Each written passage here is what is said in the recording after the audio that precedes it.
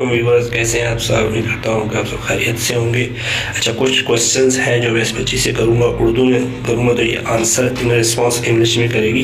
Basic से हैं, छोटे छोटे टेंसेस टाइप हैं या डेली वर्ड्स के डेली यूजेस के वर्ड्स हैं, तो ये इनको इंग्लिश में रिस्पॉन्स करेगी। चले आइए इनसे कुछ क्वेश्चंस करते हैं।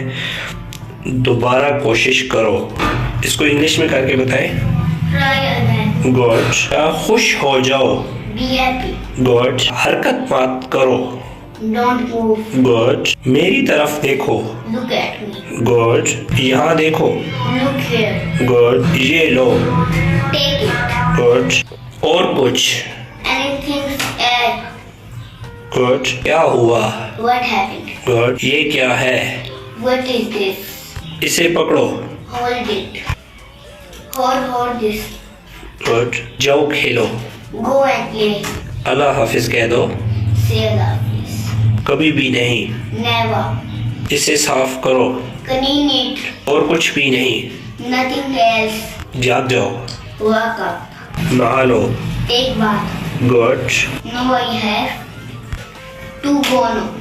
Thanks for watching. Good. Allah Hafiz.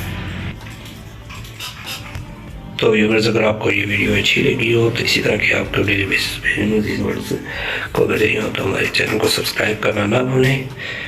अल्लाह हाफिज़। Thanks for watching.